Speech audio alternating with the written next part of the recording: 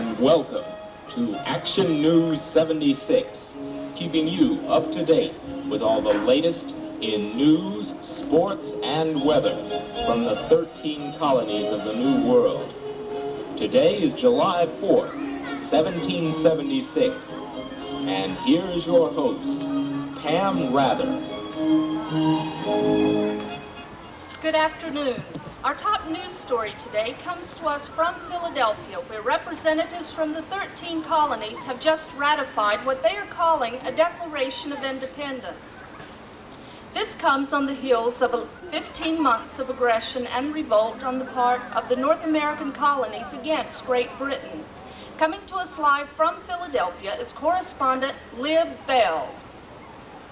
Pam, this city of brotherly love is buzzing with the news of this new Declaration of Independence. On June the 11th, the Continental Congress decided that they would make their rebellion against England formal by setting themselves the task of writing this declaration. I have here with me the man who was chosen to draft the original document, Congressman Thomas Jefferson. Tell me, Mr. Jefferson, what are your feelings about this event? No question about it. Very, very excited. There's no turning back now. We'll either hang together now or else we'll hang separately. Very witty. Actually, Ben Franklin thought that one up, not me. But you did write this declaration. Can you tell us what it says? Yes, we just got finished signing it today, and I have a few notes for it with me, so I got it, let's see, Tom, bring home some bacon and eggs. Oh, wrong note. Okay, here we go, I've got it. A declaration by the representatives of the United States of America in General Congress assembled. Okay, here comes the good part. When in the course of human events it becomes necessary for one people to dissolve the political bonds which have connected them with another, and to assume among the powers of the earth the separate and equal station to which the laws of nature and of nature's God entitle them, a decent respect to the opinions of mankind requires that they should declare the causes which impel them to the separation. And then I list what's got us all ticked off about England. And all of you signed that? That's right. The president of the Congress, he just went first. He put his John Hancock right there at the bottom, and then the rest of us followed. Any further observations? Well, let me just say that if this whole crazy plan works, we're going to have one heck of a country. I mean, maybe we're not going to be as big as England, but we'll stand on our own 2 feet. We wish you the best of luck. Back to you, Pam. Just exactly what are the colonists angry about? To help us answer this question, correspondent Liv Bell has caught up with the man who many believe to be the author of the pamphlet, Common Sense. Pam, I have here with me the man who has denied having anything to do with the pamphlet Common Sense ever since it was published in Philadelphia in January. Mr. Payne, you say that you did not write this. Well, now, the pamphlet only says it was written by an Englishman. Well, why don't you blame Ben Franklin? He's the sort that would write something like that. But you have read the pamphlet. Who hasn't? I especially like the part attacking those idiots who think we have to live under England's thumb to have any future happiness or prosperity. Why, you might as well say, as long as the child's done well on mother's milk, it may never have any meat. Here's my favorite line. The blood of the slain, the weeping voice of nature, rise. 'Tis time to part.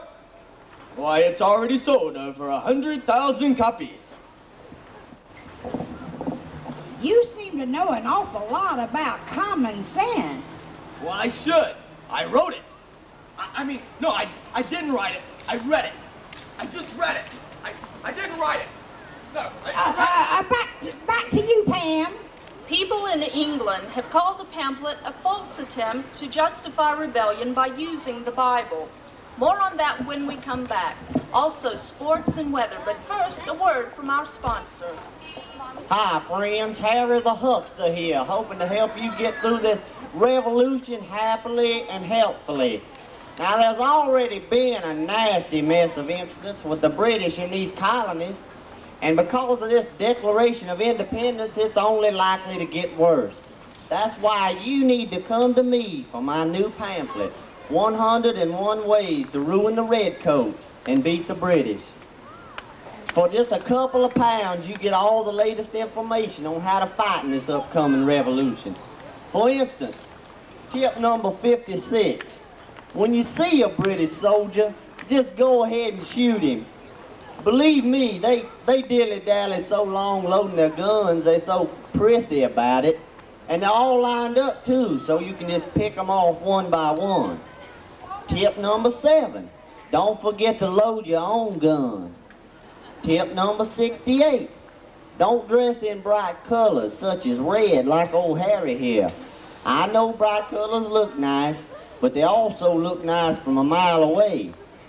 Anyway, I hope you can see why you need my new pamphlet, 101 Ways to Ruin the Redcoats. Remember, you can't live without this pamphlet. And now our weather update with Scott Willard.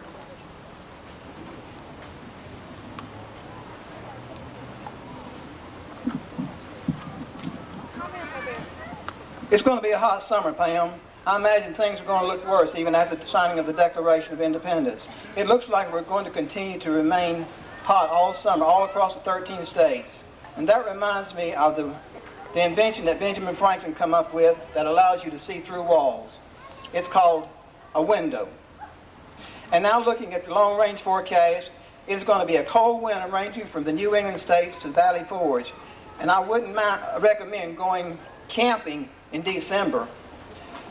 Which reminds me, a woman that used to talk so much until she went back home to mutter. And now back to you, Pam. We have a late-breaking story in from London. We take you to our correspondent, Randy Mooney. Very, very exciting news, Pam. Very, very exciting. I just discovered someone who was one of the organizers of, who took part in the original Boston Tea Party, in which thousands of pounds of British tea... Oh, not that much. Well, we'll turn it right over to you so you can tell us what happened on that historic day. Well, I was visiting my sister Ruth, who lives with her husband in Boston. Well, I suppose it was my idea to have the tea party. So to make a long story short, that's what we did.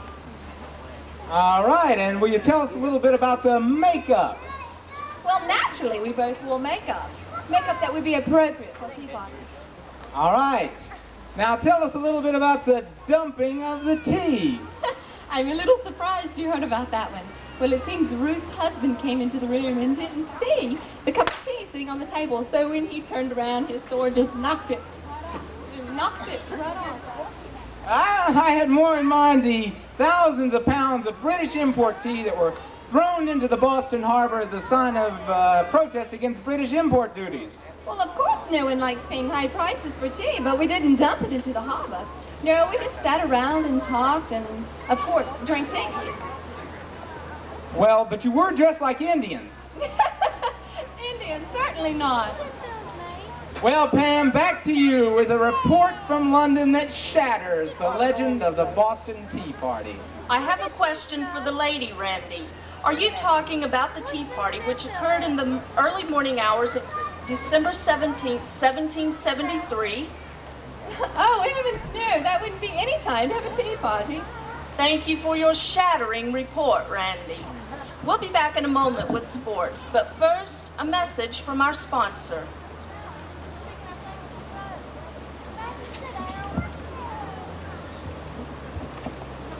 Hi, friends. Harry the Huckster here for Rebelco. What would you pay for a weapon of this quality? But wait, it's a slice-o-matic. It slices, it dices, it even glows in the dark. It's a lemon zester. a fish scaler, and a meat tenderizer, as well as a good old-fashioned red coat ripper. What would you pay for a weapon of this quality?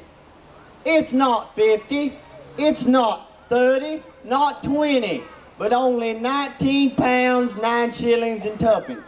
That's only nine